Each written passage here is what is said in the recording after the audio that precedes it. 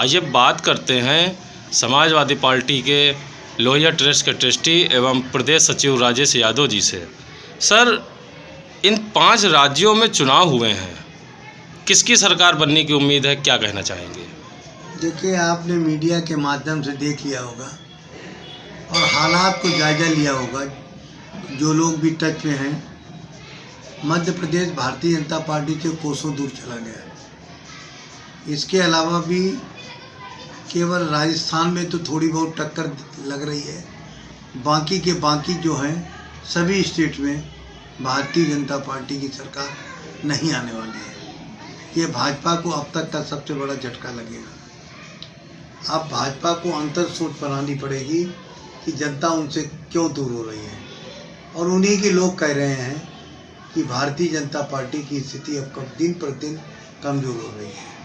मोदी का जादू अब नहीं चल पा रहा है, तो इसमें कुछ तो कुछ कमी है भाजपा में। इसीलिए कांग्रेस एवं सहयोगी दल बहुत जोरों से ऊपर की ओर चल रहे हैं। सर, अभी श्रीनगर में मजदूर टनल में फंस गए थे, क्या कुछ कहना चाहेंगे? श्रीनगर की त्रासदी दुनिया की बड़ी त्रासदियों में से है। इतने आदमी, जीवित व्यक्ति टनल के अंदर मौजूद हों और बाहर से सभी, अंत में तो क्या हुआ, टनल मजदूरों ने हाथ से खो दिए। अपने हाथ से जो सैन्य कर्मी थे, जो सेना के जवान थे, जो वहाँ काम कर रहे थे, ये ज़िंदगी और मौत के बीच की जो सबसे खतरनाक लड़ाई 15-20 दिन चली, ये लड़ाई का लाइव टेलीकास्ट हो रहा था। सभी का दिल धुक धुक हो रहा था कि जीवन किसके हाथ में लगेगा। मैं ऊपर वाले को धन्यवाद देता हूँ और प्रशासन को भी वहाँ के धन्यवाद देता हूँ, सैन्य कर्मियों को भी धन्यवाद देता हूँ, जिन्होंने ये लड़ाई जीतकर एक बहुत बड़ा उपकार किया है, एक बहुत बड़ा आशीर्वाद अपने आने वाली पीढ़ियों के लिए आए। किस तरीके से खुशी का इजहार करते हुए लोग, उसमें यूपी के भी थे, बिहार के भी थे, झारखंड के भी थे, पूरे हिंदुस्तान के हर कोने से थे।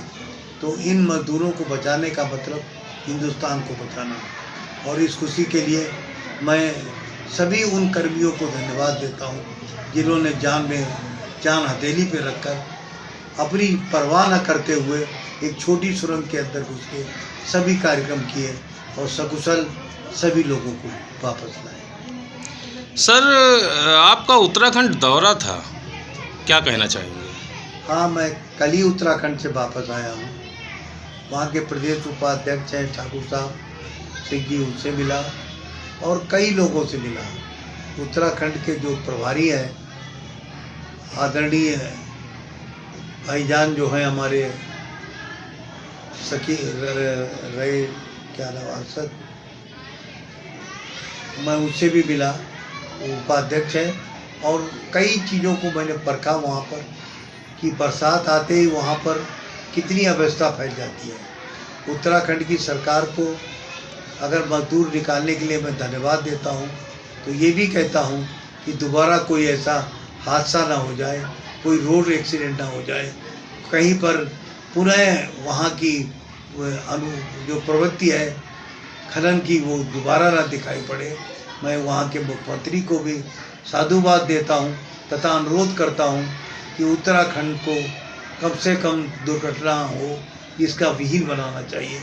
अगर दुर्घटना होती है तो एक आदमी पर असर नहीं पड़ता है, सैकड़ों आदमियों पर उसका असर पड़ता है। मैं उत्तराखंड के लोगों को बहुत ही धन्यवाद देता हूँ जो इतने जीवट हैं कि बरसात में भी हंसते हुए हर त्यौहार को मनाते हैं, हर पर्व को मनाते हैं। उत्तराखंड वाकई में जो जाता है तब उसको पता चलता है किस तरीके से पहाड़ पर जीतकर मनुष्य ने अपनी मनुष्यता को सिद्ध कर दिया है।